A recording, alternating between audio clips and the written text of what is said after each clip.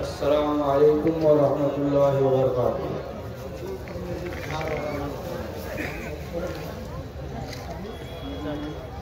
नहमदुहु व नुसल्ली अला रसूलिहिल करीम, अम्मा बाद। फ़इन्न ख़ैरल हदीस किताबुल्लाह व ख़ैरल हदी हदी मुहम्मदिन सल्लल्लाहु अलैहि वसल्लम व शर्रल उमूरि मुहदसातुहा व कुल्लु मुहदसतिन बिदअह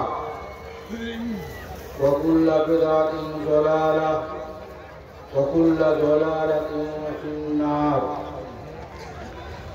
अऊज़ु बिल्लाहि मिनश शैतानिर रजीम। बिस्मिल्लाहिर रहमानिर रहीम।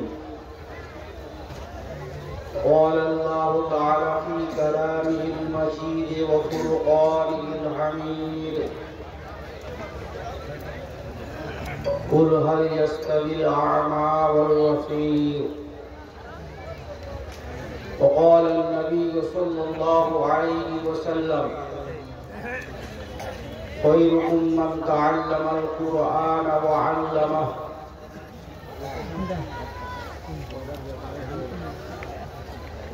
उपस्थित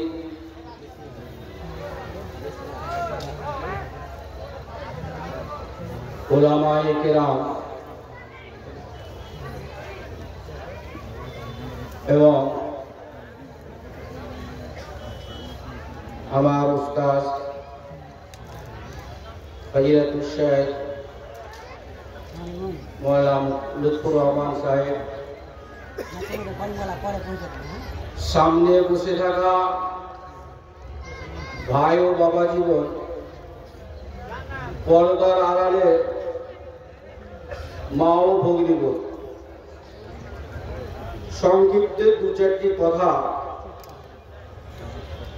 বলার জন্য আমি দাঁড়িয়েছি। আল্লাহ রাব্বুল আলামিন নবী করিম সাল্লাল্লাহু আলাইহি ওয়াসাল্লামকে বলেন যে হে নবী, বলো হাল ইয়াস্তাবিল আ'মা ওয়াল বাসীর, যে যারা অন্ধ এবং যারা দৃষ্টিহীন, যারা দৃষ্টিহীন অন্ধ এবং যাদের দৃষ্টিশক্তি আছে, যারা দেখতে পায়, তারা কি সমান? সমান নয়। দিন এবং রাত্রি যেমন এক নয়, সমান নয়, অন্ধকার আলো যেমন সমান নয়, সেই রকমই আল্লাহ রাব্বুল আলামিন এই আয়াতে বলছেন যে যারা শিক্ষিত এবং যারা অশিক্ষিত দুজনেই উভয় সমান নয়। তাহলে এই আয়াতের দ্বারাতে আমরা বুঝতে পারলাম যে শিক্ষিত অশিক্ষিত কখনো সমান নয়। এটা আমরা প্রত্যেকেই জানছি। যে জাতি যত শিক্ষা দীক্ষার দিক দিয়ে উন্নত, তারা সব দিক দিয়ে তারা উন্নত। শিক্ষাটা হচ্ছে জাতির মেরুদণ্ড।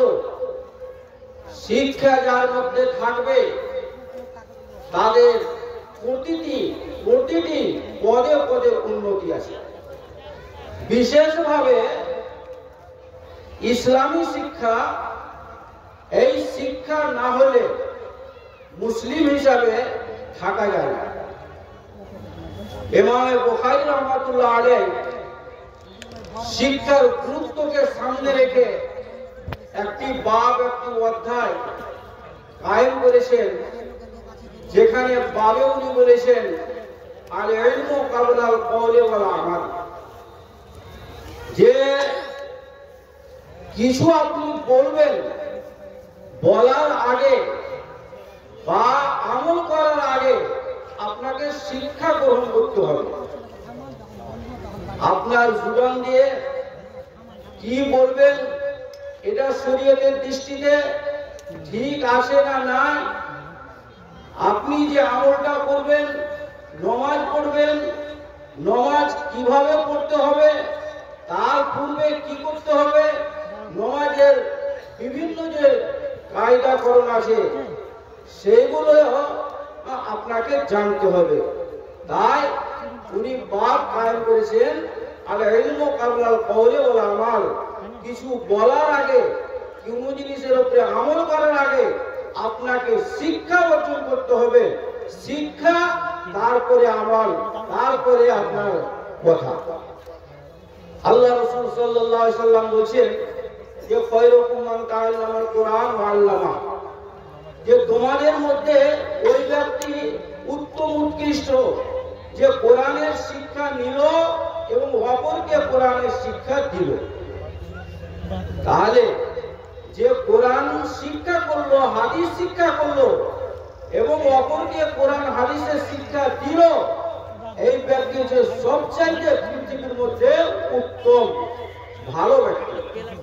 কারণটা হলো কি, যে যে কোরআন হাদিস শিখলো, তার উপরে আমল করলো, সে নিজে জান্নাত লাভের ব্যবস্থা করলো এবং জাহান্নাম থেকে নাজাত পরিত্রাণের ব্যবস্থা করলো। তারপরে অপরকে শিক্ষা দিল, অপরের উপকার করলো, অপরকে জান্নাতের ব্যবস্থা বানিয়েছে, জাহান্নাম থেকে নাজাত পরিত্রাণের ব্যবস্থা তাকে দিছে।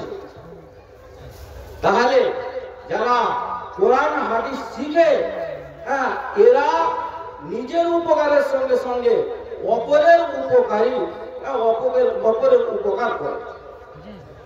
বলা হয়েছে যে খায়রুন নাস মা ইয়ানফাউন নাস, যে লোকেদের মধ্যে ওই ব্যক্তি সবচাইতে উত্তম মানুষ, ভালো মানুষ, যে অপরের উপকার করে।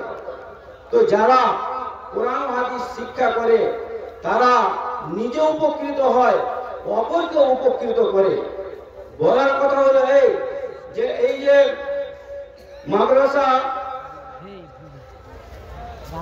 রহমানিয়া, যে আমার বাবা জীবন মুজিবুর রহমান সাহেব খুলেছেন, এখানে আপনার হিন্দি, ইংরেজি, তার সঙ্গে সঙ্গে অঙ্ক, জিওগ্রাফিয়া, ভূগোল, এর সঙ্গে সবচাইতে মূল্যবান যে শিক্ষাটা আরবির উনি ব্যবস্থা রেখেছেন।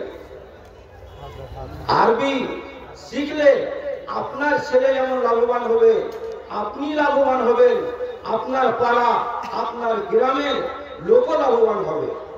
তাই বলছি যে এইখানে সুন্দরভাবে শিক্ষা দেওয়া হয়।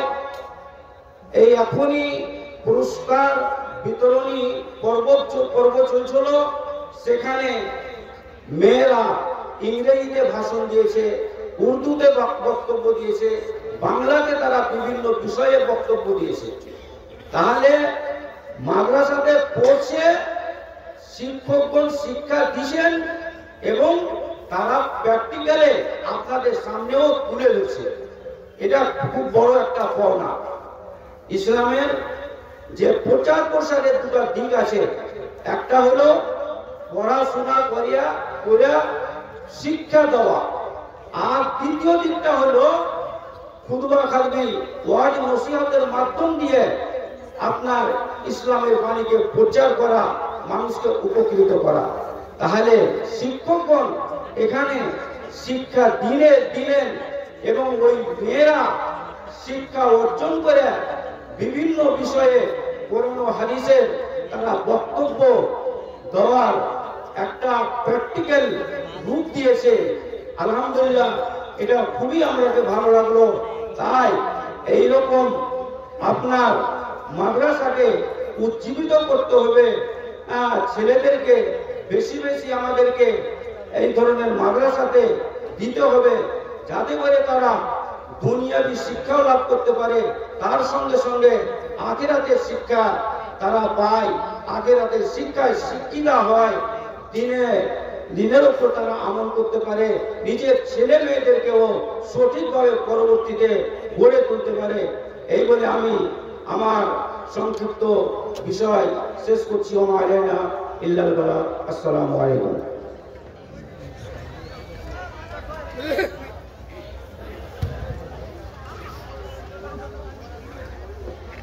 জাযাকাল্লাহু খাইরান জাযা। এতক্ষণ পর্যন্ত আপনারা ফাজিলাতুশ শেখ মুসা হক্কানি হাফিজাহুল্লাহ মুখ থেকে মাদ্রাসা রহমানিয়া মুনিরিয়ার পক্ষে খুব সুন্দর প্রতিক্রিয়া শ্রবণ করছিলেন। সত্যিকারেরই আমরা যেটা ভাবছিলাম, যেটা চিন্তা ভাবনা করছিলাম, যে মনে হয় এই মাদ্রাসায় মেয়েদের কেমন শিক্ষা দেওয়া হচ্ছে কি দেওয়া হচ্ছে না, এই নিয়ে অনেকদিন আলোচনাও হয়েছে।